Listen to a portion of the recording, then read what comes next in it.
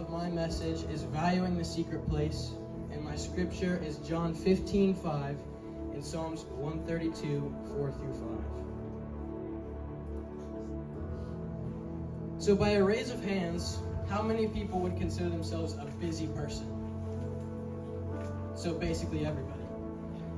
I know that me, being a student athlete, I live a very busy life.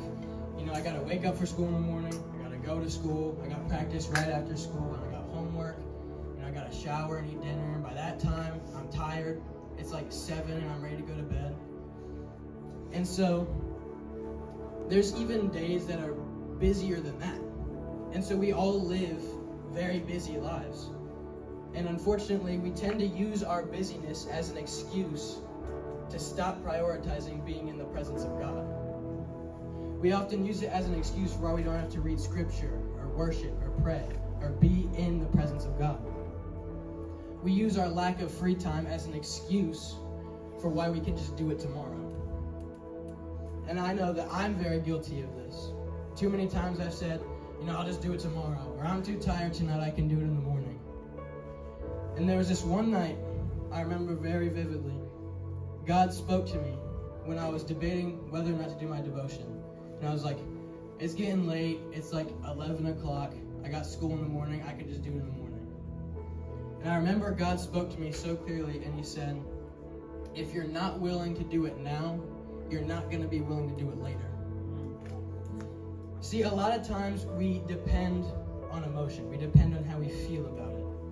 And so if we don't feel it now, there's a very, very slim chance that we're just going to feel it later. And so depending on emotions to decide whether or not to be in the presence of God is wildly irresponsible. And all of this dependency on emotion and lack of prioritization comes from a lack of understanding how important it is to be in the presence of God. And John 15:5 says, I am the vine, you are the branches.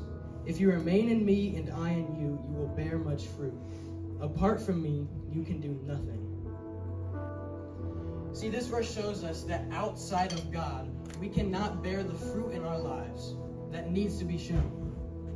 As Christians, we represent Jesus Christ. We represent who Jesus is. And to do that, we need to bear the fruit of the Spirit. We cannot bear the fruit of the Spirit if we're not in the presence of God. We can't just grit our teeth and say, I'll just try and be nice today. We have to produce that fruit through being in the presence of God. It also says that outside of Him, we can do nothing. So everything that we value over God, everything that we value over spending time with Him, equates to nothing. So now that we know why we need to be in the secret place, how do we get in the secret place? What should be our attitude towards the secret place?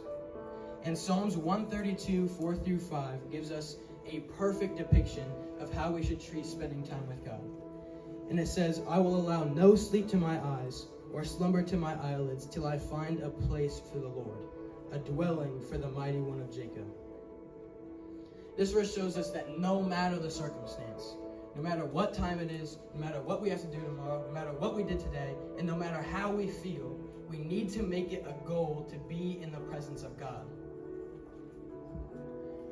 And no matter what the circumstance is, if you truly value being in the presence of God, if you truly value having that connection with Him, you'll find a way to get there. See, when we don't value it, we make an excuse for why we don't have to. But when we understand why we need to be there, and we truly value that relationship, we will find a way, no matter how busy we are, to get there. And so the question I want to leave you with today is, how are you prioritizing the secret place? And how are you prioritizing spending time with God? Thank you for your time.